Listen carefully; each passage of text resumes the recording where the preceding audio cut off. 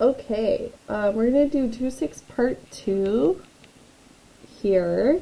So you're going to have the second chunk of your homework, which is 11 through 18. That's going to be due Monday. And by the way, these are all. Do not do evens or odds, all. You're getting 2 whole days to do them. Okay? Alright,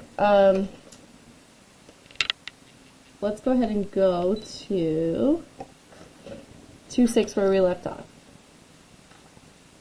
Alright, so we left off at example 4, and we're going to use the quotient rule to develop the rules for the remaining trig functions. Okay, write the functions in terms of sine and cosine, and then we will differentiate doing product and quotient rule, or just quotient rule, sorry. Okay, so A, let's do that one. We're not going to do them all because they kind of take a bit, but let's do A and then let's do C. Alright, let's start with A. So f of theta is cosecant theta. By the way, on your homework last night, I think you had a cotangent. So you didn't know how to do that one yet. You'll know how to do it today. So I think that was number 4 on your homework. You should know how to do that now. So just do it now, once we learn it. Okay, so cosecant theta. If we write it as f of theta as a quotient, instead of cosecant, it'll be 1 over sine theta. Okay? So then that becomes your low is 1, your high is 1, and your low is sine theta. So when we do low d high minus high d low, will follow 1 being the high and sine theta being the low. So let's do that now. Okay, low is sine theta. D high, the derivative of 1 is 0. Minus high, 1, times d low, derivative of sine theta is cosine theta. Yeah. Okay, all over low squared, so sine squared theta. Okay, so that means this is all 0, it goes away, and we'll have negative cosine theta over sine squared theta, which we really want to rewrite as having no fraction. So I'm going to rewrite this as having no fraction at all. This would be negative cosine theta over sine theta times 1 over sine theta, which will give me negative cotan theta cosecant theta. Okay, so the derivative of cosecant theta is negative cotan theta cosecant theta. By going through the quotient rule and then rewriting, there's no fraction in any of these derivatives. So just rewriting it. This came from yesterday, sorry. Okay, so let's do C in the same way, and then we'll write out on the next page what all of these derivatives are. Okay, so tan theta is sine theta over cosine theta. Okay, and since I'm skipping B and D, expect one of those to be on a quiz or a test, or one of each. Okay, so high over low. This will be low d high minus high d low over low squared. So let's find what that is. Okay, low is cosine theta. D high, derivative of sine theta, is cosine theta. Minus high, sine theta. D low, derivative of cosine theta, is negative sine theta. All over low squared, cosine theta squared. Cool, so let's keep simplifying. This will be cosine squared theta plus sine squared theta all over cosine squared theta Okay? And please do not just cross these out. That is not correct at all. Do not do that. Splitting a fraction will give you cosine squared theta over cosine squared theta. Oh, I'm sorry. You know what? We forgot. First of all, you should not do that. But second of all, I forgot to say what cosine squared plus sine squared theta add to. And then it will be even easier to simplify. Okay, so sine squared theta plus cosine squared theta is 1. And that's over cosine squared theta.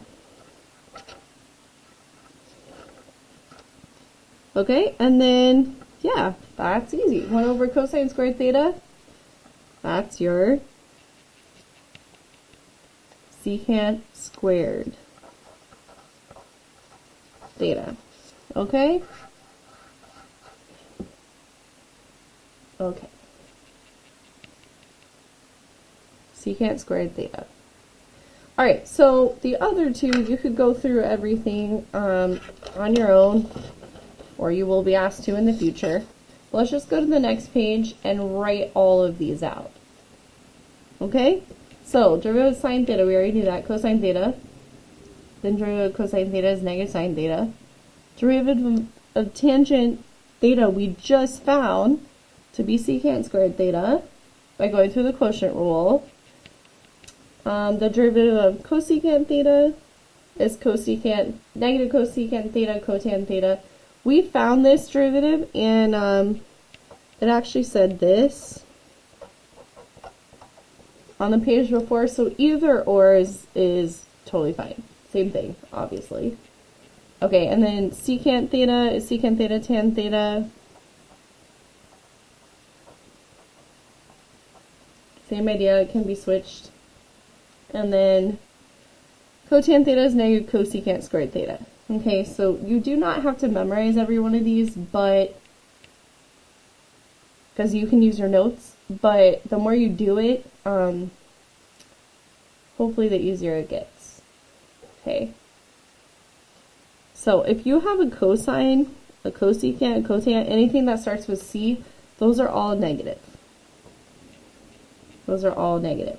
Okay, so that's a little pattern there that can help you. Alright, that's with trig functions.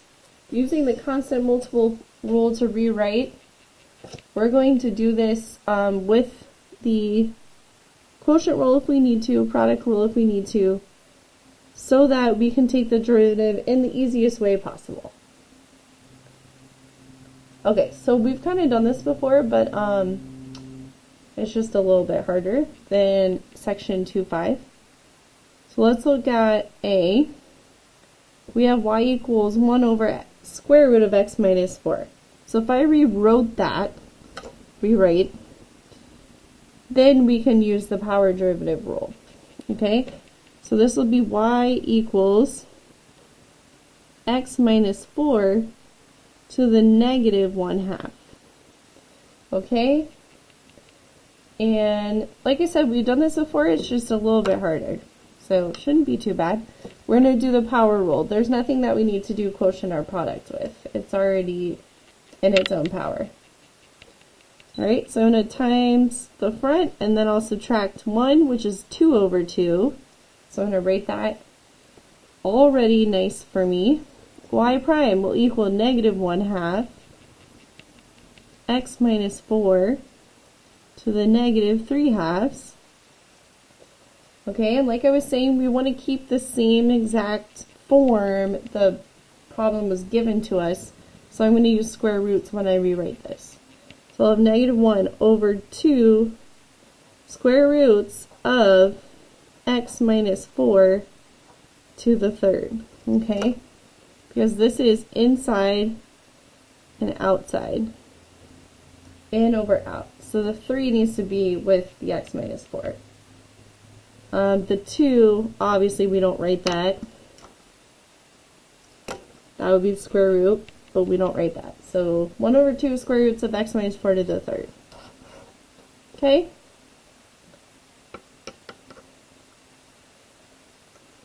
Alright, so for B,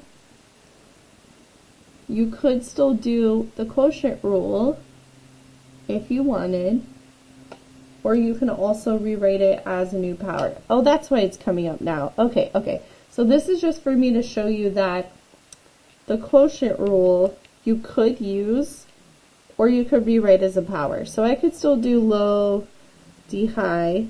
Why do I keep messing that up? I still do low d high minus high d low over low low, but we'd have a lot of stuff to kind of FOIL there. So if we rewrite this as a power, it will be much easier. Okay? So for the first term, when I divide, I'll have 6x to the 5 halves minus 1, because this is x to the first. Okay, so your exponents,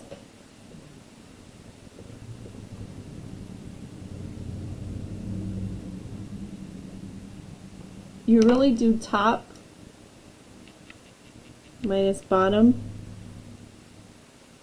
Okay, so I really just took x to the 5 halves minus x to the 1, top minus bottom. So I'm going to rewrite that 1 as 2 over 2, and then that'll be my first term, okay? So then if I split the next term, I'll have minus e to the x over x. There's really no other way to rewrite that power. So this one we are going to have to do quotient rule for. Okay? So y is, I'm still on y, is 6x to the 3 halves, but then we'll have minus e to the x over x. So we're going to have to, we can do the power rule for this, but we're still going to have to do quotient rule for the second one. Alright, so that was all just to find y. Rewrite y. So now y prime, I'm going to find this derivative and then that derivative and put them together with a minus in between. Okay, so 6x to the 3 halves, when I times that and then I'll subtract 1, which I'll write as 2 over 2, I'll get 18 divided by 2, 9, x to the 1 half. Okay, so y prime will be 9, x to the 1 half. And then for my next term, e to the x over x, I'll have to do a low d high, high d low.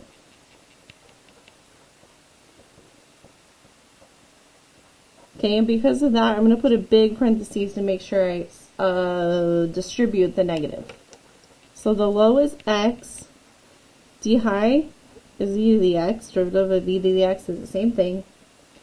Okay, minus high, e to the x, d low, derivative of x is 1. All over low squared, x squared. Okay, so for y prime, I have 9x to the 1 half. I'm not going to change that because I started with a fraction 5 halves. So I'm going to keep it like that. I'm not going to write square roots. Then I'll do minus x e to the x minus e to the x all over x squared. Okay, and that's it. So the x squared and the x don't cancel. It would have to be a factor or in every single term to cancel it out. So just leave it like that. Alright. Alright, sounds good. This is a minus, and then if I were to simplify or whatever, then I would have to distribute, but that's good. You can leave it like this. Alright, let's do C, part C. We have a square root of x, so I'm going to rewrite each term, and then we'll have to use our exponent rules that we wrote right above top minus bottom. So this would be y equals 6x to the 4th over x to the 1 half. Okay, square root of x is x to the 1 half. Then we'll have plus x to the 3rd over x to the 1 half. Minus 2x to the 1 over x to the 1 half. Okay, so for each of these I'm going to do top minus bottom. 4 minus a half, 3 minus a half, 1 minus a half. And then that will be y. And we won't have to do any products rule here. So this will be 6x, this is 8 halves minus 1 half, 7 halves, plus x to the 6 halves minus 1 half, x to the 5 halves, okay, minus 2x to the 1 minus a half is 1 half. Okay, so that's all to find y. Now to find y prime, let me rewrite y one more time.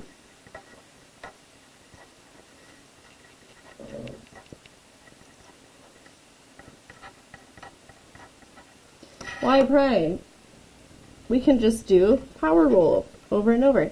Nice. There's nothing to do quotient or product with when we rewrite it like this. Okay, so it's going to be much faster than doing the quotient rule. Oh, show. So 6 times 7 halves is 21. X, and then I'll be subtracting minus 2 over 2. So to the 5 halves. Plus 5 times 5 halves is 12.5. We'll keep it like that. Plus 12.5 x to the 3 halves. Or you obviously could say 25 over 2. That's fine. Okay, and then minus 2 times 1 half is minus 1. Then this will be x to the negative 1 half, so I'm just going to put it on the bottom and make it x to the 1 half. Okay? There we go. So let me just point out, if you're doing the quotient rule, you're going to get an answer that looks a little different because these would all be over the denominator squared. So it may take some simplifying to get to this. So that's why I definitely recommend simplifying first and then getting this at the end. You don't have to simplify later. Alright, last idea, higher order derivatives. Last idea for this section. So these are just notations. There's no problems to do right here. But sometimes you'll be given a derivative and then asked to take another derivative, especially when you're talking about position, velocity, acceleration, derivative, second derivative. They're all higher order derivatives, okay? So first derivative is just y prime, second is y double prime, third y 1, 2, 3, and then kind of like with polynomials, once we get to 4, we don't have a special word. Remember when monomial, binomial, trinomial, polynomial. Same idea here. We only have notation for the first 3. And then we have f prime of x, out double prime of x, f triple prime of x, and f to the 4x. These just, I mean, don't worry too much about them. If you see a 2, we're talking about second derivative. If you see 3s, third, 4, 4, so on. Okay? Alright, so let's go to the back and we'll figure out some higher order derivatives, which will be really important in our next section when we do position, velocity, acceleration. Okay, so f double prime of x, given all of these, which are really nice, no quotient rule, sounds good. We're going to have to find f prime of x first, using the power rule, and then we'll have to do it one more time. Okay? So power rule, we're just going to times in front and subtract 1.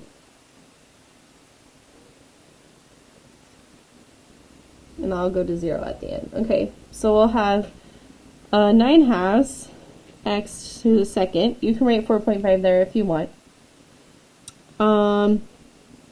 Plus 10 x to the 2 minus 1, 1. Then we have minus 6. And then plus 0, but that really goes away. Okay? So my first derivative is 9 halves x squared plus 10x. Really, that goes away too. Minus 6. That's f prime of x. First derivative. So f double prime, we have to do it one more time. Okay? So we'll do 2 times 9/2 or 2 times 4.5, either way you're getting 9x. And then plus 10, that's your second derivative. Okay, so the more you go on, it's much easier. You have way less terms, because everything that's a constant or just a number goes to 0. So it'll get less and less terms.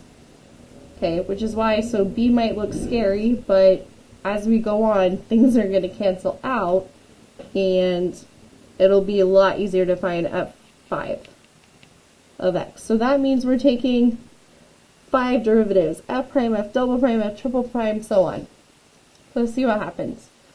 So f prime of x is going to be negative 12 x to the third plus 21 x to the second minus 10. That's f prime. Alright, now let's do f double prime. So we'll do the same power rule. Multiply by the front and subtract 1. Okay, so we'll have negative 36 x squared, then plus 42 x to the 1, and then minus 10 goes away. Alright, f triple prime of x, or f3 of x, well, sorry, f triple prime of x. We don't say 3. Okay, this will be negative 72 x to the first plus 42.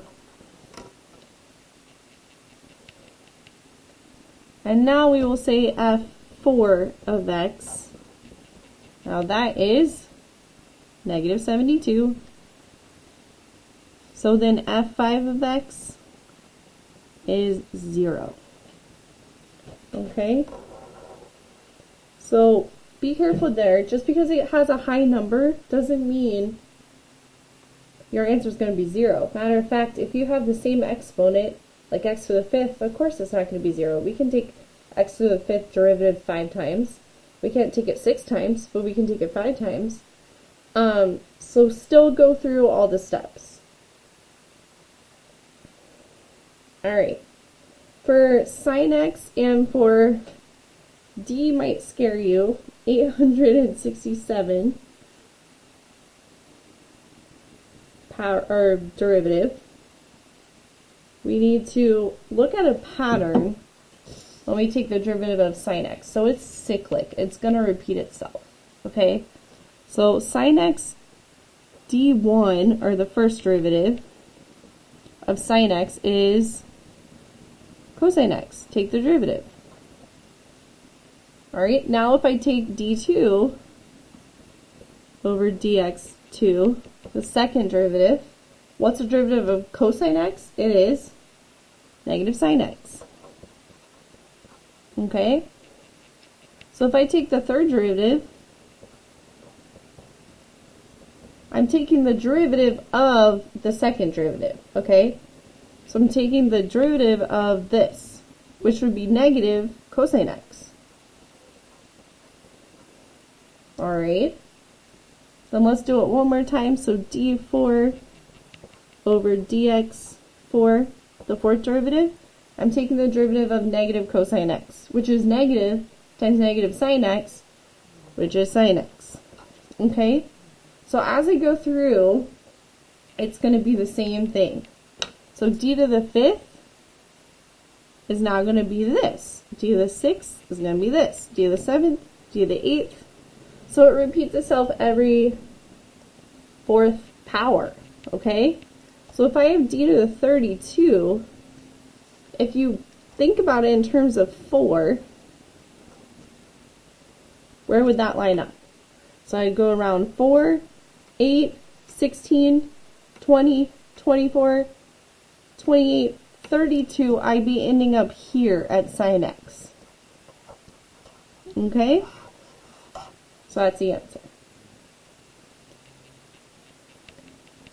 Alright, now that was easy to figure out because every 4, like 32 goes into 4. So when I have 867, we'll have to figure that one out, where it's going to end up. Either the first, the second, the third, or the fourth.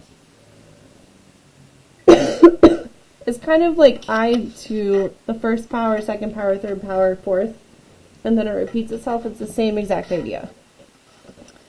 Alright, so let's find y prime of x, or y1 of x, for cosine. The derivative of cosine x is negative sine x. Okay, so y2x, which I should really do y double prime, sorry, is the derivative of negative sine x. So that derivative is negative cosine x. Alright, so y3 prime x is the derivative of negative cosine x, which is negative sine x. Okay, so that's just sine x. Alright, and then when I go to y4, I'm taking the derivative of sine x, which is cosine x. So it's completely cyclic here. Alright, so all we got to really figure out is 867, when I subtract 4 over and over and over and over and over, what's that remainder going to be? Or will it be a first, a second, third, or fourth left? 1, 2, 3, 4 left. Okay, so really to figure that out, you kind of need to find the biggest number that will divide in 867, okay? So if it was a 4, 867 could be divisible by 4, and it would be a nice number, and it's not, okay? But if I could go to 3, 867 divided by 3, that's a nice number, alright? And the 867 divided by 2, not a nice number, gives me a decimal. And obviously, if none of the rest work, obviously it's divisible by 1, okay? So 867 is going to end up here with a remainder 3. Another way to think about it is, if I do 867 divided by 4, I get 216 and 3/4, right? 216 and 3/4.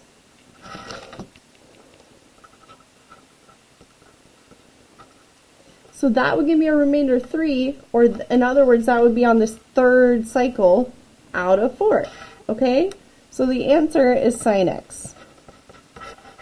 And that works the same for 32. I could divide it by 4 and not have a decimal, so that's why we chose the 4. Okay? So go ahead and do your homework. It was number 11 through 18. That's just 7 problems, and that'll be due Monday.